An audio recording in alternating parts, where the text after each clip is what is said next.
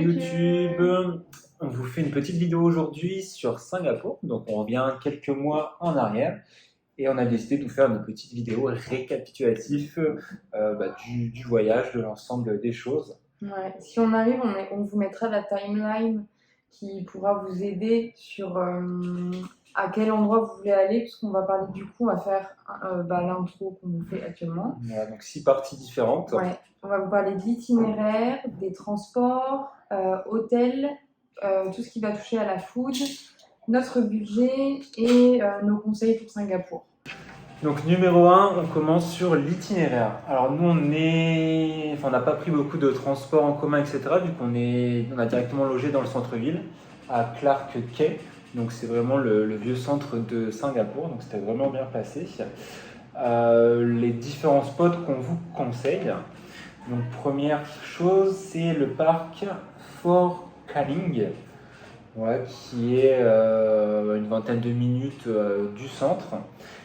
C'est un petit parc botanique avec pas mal de petites forteresses de l'époque de la guerre, etc. Et puis c'est surtout connu pour la fameuse photo.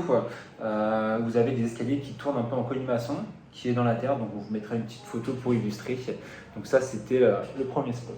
Ensuite, ce qui est intéressant à Singapour, c'est tous les différents quartiers culturels. Nous, on vous conseille d'aller voir Little India, qui est vraiment très mignon. On a été voir après la Sultan Mosque, qui est un peu le quartier arabe. Ça, j'ai vraiment adoré. Enfin, Little India un petit peu moins, mais Sultan Mosque, franchement, je conseille vraiment la rue principale devant la mosquée. Elle est super sympa. magnifique. Ouais. Très sympa. Toujours dans une question de quartier culturel, il y a le Chinatown qui est sympa. Vous avez dans le Chinatown le Bouddha tous relique où apparemment il y aurait une dent de Bouddha à l'intérieur. Quand vous y rentrez, vous avez les moines, vous allez voir les moines et souvent ils sont en train de chanter, etc. C'est très sympa à voir et ce qui est marrant, c'est que c'est vraiment un monument qui est en plein milieu de la ville avec plein de buildings autour et qui pourtant a vraiment une apparence full religieuse. Donc c'est assez marrant de le visualiser en plein centre-ville. Ouais. L'autre endroit qu'on conseille, donc ça c'est la nouvelle partie de Singapour, ça a été construit, c'est un peu une péninsule qui a été construite sur la mer. Et on va y retrouver là vraiment des choses modernes, hein, comme comment ça s'appelle déjà, Marina Bay Sands. Donc ça c'est le fameux hôtel avec les trois tours qui est relié en haut par une piscine. Donc celui-là, enfin il y a cet hôtel-là sur cette péninsule. On va y retrouver le Garden by the Bay, donc ça c'est le fameux jardin avec les fleurs géantes lumineuses. Et puis on a le Cloud Forest et Flower Forest, donc ça c'est les dômes, les serres, aussi très connus à Singapour. Voilà. Donc on peut parler un petit peu plus du Garden by the Bay, je te laisse tout ce qui est horaire, etc. Vous avez plusieurs shows qui se font le soir et qui sont gratuits. Il y en a un à 19h45 et un à 20h45. Et il faut savoir qu'à ce moment-là, on n'a pas été les voir, mais vous avez aussi des spectacles sur l'eau qui sont côté Marina Bay Sands et qui sont quasiment au même horaire que ceux du Marina by the Bay. Parce que quand nous on finissait les shows au niveau des arbres et qu'on rentrait pour retourner à l'hôtel, on passait par le Marina Bay Sands et là il y avait le show qui se terminait. Donc vous avez les shows qui sont plus ou moins au même timing, quoi. Voilà, donc il y a des choix assez sympas à voir, ouais. Donc se renseigner. Et ça vaut vraiment le coup de comprendre un peu le fonctionnement de Garden by the Bay au niveau des arbres, justement, parce que du coup, ils permettent d'irriguer toutes les serres, etc. Ouais, c'est pas juste esthétique, il y a vraiment une fonctionnalité derrière, plutôt écologique, donc c'est cool. Donc voilà. On a le Merlion. Le Merlion. Donc ça, c'est la fameuse statue qui crache de l'eau. Donc ça, c'est vraiment l'emblème de Singapour. C'est comme à la France, c'est la Tour Eiffel. Là, c'est le Merlion, vraiment l'emblème national. Ouais. Et puis après, c'est des petites balades un petit peu simples et qui sont finalement un peu quand vous vous baladez. Mais Clarke Quay, justement, est très sympa pour se balader et pour faire un peu le tour à pied par le Merlion, arriver au Marina Bay Sands, etc. C'est franchement cool. Et de nuit, c'est vraiment cool quand tous les buildings sont allumés. C'est vraiment trop cool de se balader de nuit là-bas. C'est pas mal de se rendre sur des rooftops un peu à droite à gauche, ça donne vraiment une vue sur tout Singapour. Sur la marina, quoi. Ouais. C'est vraiment cool. Donc voilà à peu près sur l'itinéraire, vous pouvez vraiment le faire un peu au gré de vos envies, mais en tout cas si vous êtes localisé en centre-ville, c'est cool parce que vous pouvez vraiment tout faire à pied. Vraiment. Et puis, grosse chose aussi, l'aéroport, le Jawel, la Jawel Cascade. Donc ça, c'est à l'aéroport de Singapour. Donc faut sortir, faut passer la frontière entre guillemets dans l'aéroport. Et c'est vraiment du coup la superbe cascade qui est au milieu, vraiment dans un dôme encore une fois. Donc ça, très mythique. Et puis on conseille encore une fois de c'est vraiment très beau et puis c'est très, enfin voilà, quand tu vas faire attention aux horaires parce que je crois qu'elle ouvre vers 8h, 9h, enfin à se renseigner. C'est vrai. Donc si vous avez une escale ou autre à 4h du matin de nuit, ça sert à rien d'y aller, vous ne pouvez pas y accéder. Ouais, non, c'est vrai que c'est important, elle n'y est pas tout le temps. Voilà, donc on passe à la partie numéro 2. Transport. Assez simple au niveau des transports. Voilà, donc nous, on a pris, franchement, vu comme vous avez dit juste avant, on a vraiment tout fait à pied. Le seul transport qu'on a pris, c'était le métro qui s'appelle le MTR. Donc nous, on a pris de l'aéroport au centre-ville. Et c'était vraiment pas cher, c'était 1 euro, 2 euros. Voilà. Et ce qui est assez cool, c'est super pratique. En fait, vous avez le système, ce système-là, comment on appelle ça, le Play. L'Apple Pay. L'Apple Pay. Sur Apple, mais... Voilà, ou sur n'importe quel téléphone, vous pouvez payer en sans contact. Et donc, vous avez juste à payer sans contact, passer au tourniquet sous et vous prenez le métro. Voilà. Pas besoin de s'acheter des billets ou autre à droite à gauche. Et ça calcule tout seul, c'est-à-dire que vous passez votre téléphone au tourniquet à l'aller, quand vous rentrez et quand vous sortez, vous le refaites et en fait ça calcule lui-même du coup le trajet que vous avez fait. Donc ça franchement c'est super cool, il n'y a pas besoin de se prendre la tête. Et après par contre si vous voulez vous déplacer dans Singapour en règle générale, c'est super bien desservi, soit par le métro, soit par des bus, il y a des taxis, c'est vraiment très facile de se déplacer et à la fois c'est très petit. Voilà. Donc, ça dépend de ce que vous visitez. Si vous faites le centre-ville, franchement à pied ça se fait largement, où il y a même quelques arrêts de métro. Voilà. Et après, parce que Singapour c'est quand même plus grand que la ville, il y a une bonne partie, même les 2/3, où c'est des barrages, une forêt tropicale, mangrove, etc. Donc là on peut y aller, il y a pas mal de bus, pour y aller. Voilà. Donc nous, on s'est vraiment concentré sur le centre-ville, parce qu'il y a quelques petites îles aussi, un petit peu au sud de Singapour, qui sont vraiment, qui ont l'air d'être sympas, on les a pas fait. On peut y accéder en téléphérique, donc il y a ça aussi à faire, mais on ne l'a pas fait. Voilà. Partie 3, les hôtels. Donc au niveau des hôtels, 3 solutions s'offrent à vous. Donc là, moins cher, nous c'est ce qu'on a fait principalement, c'est les capsules. Je vais vous mettre des images, mais donc les capsules, c'est vraiment ces petits cocons entre guillemets. Donc c'est un peu privé, c'est comme des backpacks, mais là c'est vraiment fermé. Donc ça c'est les moins chers, on tourne autour des 30-35 euros la nuit. Voilà. Deuxième solution, ça va être les hôtels un petit peu comme on a en France, simple, Ibis, etc. Donc là on est autour des 50 euros. En fait, cette deuxième option, c'est plus quand vous voulez une chambre double à vous. Vous ne partagez pas d'espace commun. Parce que la première option, c'est des auberges de jeunesse qui sont sous forme de capsules et de pods.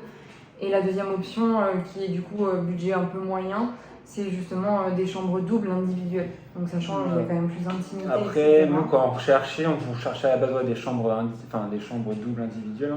Mais ces hôtels-là sont un peu excentrés. Donc c'est pour ça qu'on s'est dirigé surtout sur les capsules. Ou soit si elles sont en centre-ville, elles sont un peu plus onéreuses. On est plus sur du 50 € la nuit au minimum, je dirais.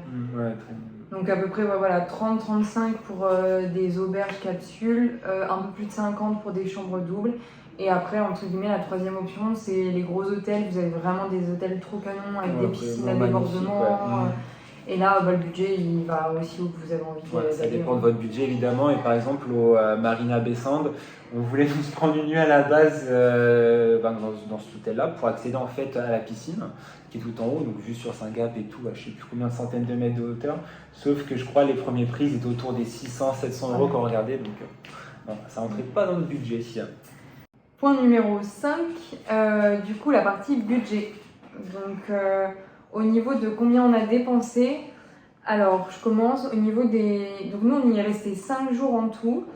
Au niveau des hôtels, on a dépensé 183 €.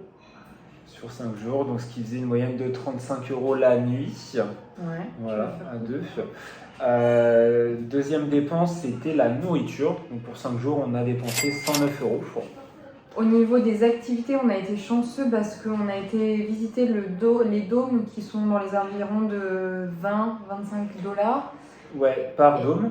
Par dôme. Et nous, on a une dame qui, enfin, coup de chance, elle avait des places en plus, elle nous les a passées. Donc pour nous, ça revient à 0 € au niveau des activités. Donc dans les desserts, c'était gratuit. Et puis on n'a pas fait d'autres activités, en tout cas payantes.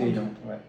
Au niveau des transports, c'est ce qu'on vous indiquait tout à l'heure, juste le métro. Donc là, on a 8 €, je pense que ça doit être aller-retour du coup. C'est ça. Et en extra.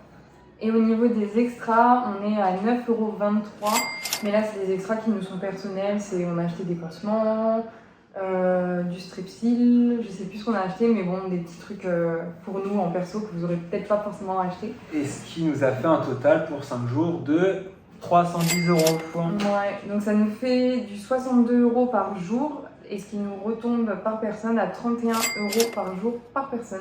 Voilà, pour Singapour. Voilà, et si vous voulez aussi des infos sur les vols, on a pris un vol Paris-Bangkok, Bangkok-Singapour, qui était lié à la même compagnie, qui nous aura coûté 330 € par personne, et à savoir que dans ces 330 €, on avait 70 € d'annulation, d'option annulation. Ouais, voilà. Au cas où si Covid ou problématique, on avait pris une option à 70 €. Donc on a vraiment trouvé un très bon prix et on l'a réservé à peu près 3 à 4 mois avant le départ. Et on a énormément checké les prix, on guettait vraiment les prix, quoi. Aller simple évidemment, c'est pas aller simple. Voilà. Donc voilà au niveau du budget. Et petit 6, dernière partie. les conseils. Donc parmi les conseils, checker avant d'aller à Singapour les événements qu'il y a. Parce que par exemple, nous, on y était fin septembre. La semaine d'après, c'était le Grand Prix de Formule 1 et les prix avaient totalement explosé. Donc on a des connaissances qui sont allées sans faire attention la semaine d'après. Et par exemple, les prix des logements, hôtels, voilà, des c'est ça. restos, c'est plus galère de se déplacer. Ouais, parce qu'à savoir que le Grand Prix, ça se passe vraiment dans le centre-ville de Singapour, donc tout est bloqué. Ouais. Donc voilà, faire attention, donc ces événements-là ou même d'autres événements. En conseil aussi, on dirait de prendre un logement qui est bien situé dans le centre-ville parce que ça vous fera, en fait, si vous êtes en tour du monde comme nous, économiser pas mal d'argent parce que vous allez pouvoir tout faire à pied. Donc c'est quand même pas mal d'économies et puis c'est plus sympa pour se déplacer. Donc on vous dirait de prendre un logement, par exemple Clark Quay, franchement c'est vraiment cool comme disposition. C'est bien animé, c'est vraiment la vie, enfin le centre un peu. Le centre sympa. Où c'est animé quoi, pour les jeunes, pour les voyageurs entre guillemets. Dans les conseils, on avait écrit aussi les shows le soir avec les différents horaires, mais on vous en a parlé avant, donc ça on peut avancer. Et ils ne mangent pas de chewing-gum là-bas, et si vous avez des chewing-gums, ils vous les enlèveront à l'aéroport. Interdit. Ouais. Voilà. Donc c'est une ville très très propre. Ouais, très propre. Futuriste. Voilà. Et on n'a pas parlé non plus, mais Singapour, comme vous devez le connaître, etc., il y a vraiment pas mal de... Enfin, c'est très futuriste, comme je viens de le dire. Donc c'est très vert, c'est très futuriste. Un des musées aussi qui est vraiment intéressant à faire et qui est gratuit, c'est le Singapore City Gallery qui est situé à côté du Chinatown et qui est très sympa. C'est un musée qui va parler de l'histoire de Singapour, comment la ville s'est construite, parce qu'il y a, enfin je me rappelle plus exactement, ça fait déjà 2 mois, mais c'est une ville très récente qui a explosé vraiment en une dizaine d'années, une vingtaine d'années. Et qui, comme Max disait tout à l'heure, ça s'est vraiment construit au fur et à mesure, ils agrandissent les différentes parties. Et du coup, grâce à ce musée-là, on voit vraiment que tout est super bien réfléchi. Il réfléchit aux emplacements des rues, de tout, vraiment des années à l'avance. Et puis vraiment tout est réfléchi en termes d'écologie, transport, enfin vraiment c'est poussé. Donc vraiment. Le musée est chouette. Donc voilà, en tout cas, n'hésitez pas à nous dire si ça vous plaît ce genre de vidéo récap. On s'est dit que c'était un peu plus sympa pour ceux qui comptaient aller dans un pays au lieu de regarder plein de vlogs et toute notre vie. Voilà, au moins, c'est un gros récap. En tout cas, c'est cool à faire pour nous aussi, ça nous remet un peu dans le pays, donc c'était chouette. N'hésitez pas, si on n'a pas répondu à certaines questions, à nous les mettre en commentaire. On répond généralement à tous les commentaires avec quelques petits jours de retard, mais on y répond. Et puis voilà, c'est tout. Bon. Allez. N'hésitez pas à lâcher un petit like si ça vous a plu. Et Ciao, puis ciao. à la prochaine dans un autre récap.